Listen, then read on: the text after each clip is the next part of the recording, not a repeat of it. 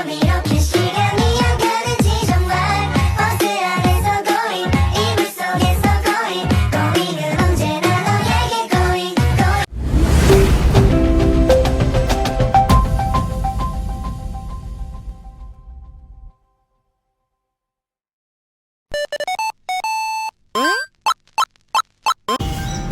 Halo everyone, perkenalkan aku Najwa Rizky Safira dari program studi pendidikan IPA dari Fakultas Matematika dan Ilmu Pengetahuan Alam Universitas Negeri Semarang. Di sini aku mau ngajak teman-teman semua untuk memperkenalkan tentang etnokoreologi vlog tentang tari angklung Grobogan yang salah satunya itu terdapat di Kabupaten Grobogan.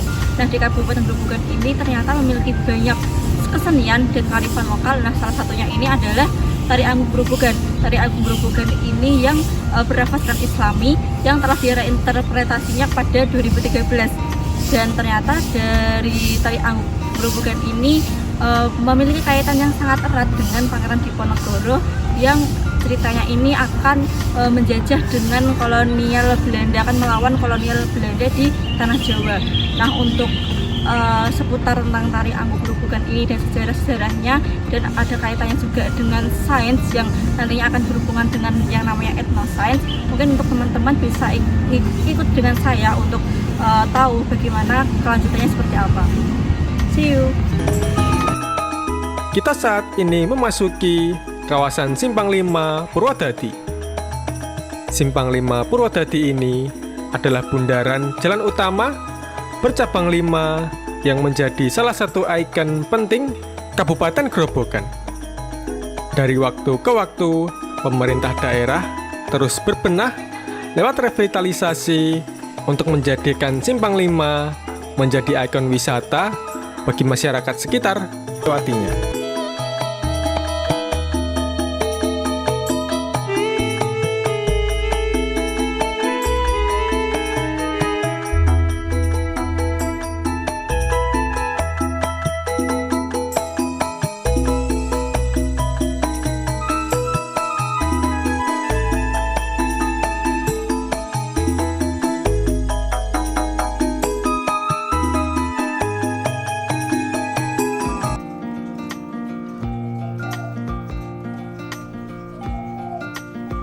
Mungkin Bapak sendiri bisa memperkenalkan dirinya, kayak dari namanya, usianya, terus aktivitas sekarang seperti apa? Iya, oke, terima kasih. Nama saya Wasito, tapi di sini dikenal dengan nama Sitek.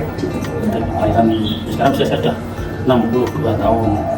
Ya, ini pensiunan muda negeri ASN dari dinas pemuda olahraga kebudayaan. Aktivitas kami ya di sini ya kita hanya mengamati perkembangan kesenian di Grobogan, karena sama itu sudah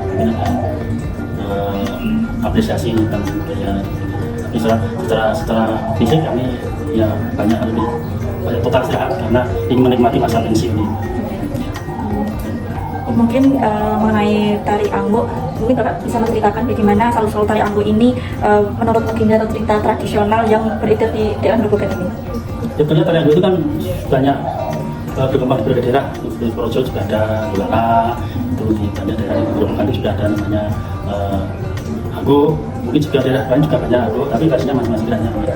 Tapi untuk di Grobogan yang menurut pengetahuan saya itu kenapa dinamakan Angklung itu berbicara pada satu masyarakat Indonesia, masyarakat pedesaan sebagainya itu lebih banyak melihat mengamati proses pasukan Belanda yang satu mungkin sedang latihan baris baris dan sebagainya, dan untuk banyak menggunakan gerakan kepala sehingga mereka mengistilahkan itu angklung karena banyak orang kepala, sehingga mereka membuat istilahnya meniru gerakan-gerakan itu dalam suatu bentuk kesenian yang kemudian mereka menggunakan dengan nama istilah angklung.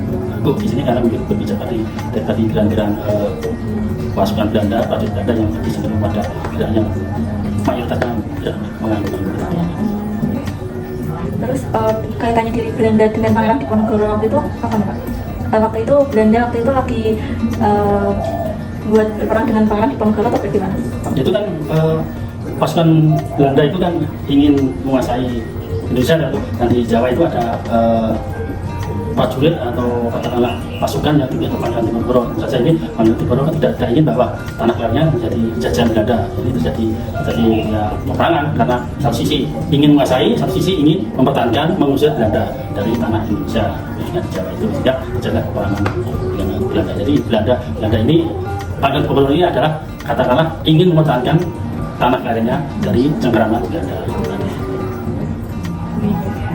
Terus lalu peran yang dimainkan dari tari Ambo yang di Gerobokan ini dalam kehidupan di masyarakat Gerobokan ini bagaimana ya Pak secara historis? Kayak peran dari tari Ambo bisa diimplementasikan di daerah Gerobokan. Begini, tari Ambo di sini diimplementasikan di dalam kehidupan masyarakat di Gerobokan. Jadi sebenarnya untuk tari Ambo di Gerobokan sebenarnya sudah hampir punah, Mbak. Hampir punah. Nah, karena sudah banyak ditinggalkan oleh masyarakat atau generasi muda, karena mereka menganggap bahwa itu tidak sesuai dengan jiwa mereka yang mungkin jiwa yang berkembang. Mereka tidak ingin melakukan gerakan yang hanya bersifat tradisional, tradisi kuno begitu, sehingga mereka banyak meninggalkan. Namun demikian di daerah tertentu, di daerah Kecamatan Gerobokan, di Karangrejo itu masih ada semacam sanggar atau aktivitas dari masyarakat untuk eksis mengembangkan, mempertahankan tari Ambo. Sehingga untuk saat ini yang masih eksis itu ya di Kecamatan Gerobokan, desa Karangrejo itu dari mulai SD, SMP, SMA ada semacam regenerasinya. Namun untuk lebih istilahnya lebih diterima oleh masyarakat, sehingga ada perpaduan instrumennya yang ada. Yang kalau dulu dalam Ambo itu tidak ada keyboardnya, itu sekarang ada tambah keyboard, sehingga ada semacam untuk menjadikan daya tarik masyarakat lebih mengenal piano. Jadi implementasinya di dalam masyarakat itu tadi bisa untuk hiburan orang punya kerja, kemudian juga hiburan perayaan hari nasional, kemudian juga mungkin orang punya hajat kerja. Kitanan itu biasanya diarah dengan tarian itu juga semacam itu. Jadi sebenarnya masih ada, tapi hanya berputar di lingkungan yang disebut di Kecamatan Gerobokan. Ada juga di Kradenan itu, tapi sudah tidak regenerasi karena pemainnya sudah sepuh sekali, sehingga aktivitas mereka tidak bisa dikatakan untuk bisa hidup.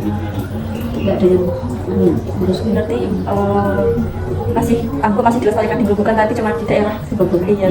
Iya. Itu juga pada tahun sebelumnya juga kita kirim ke kita garap untuk lebih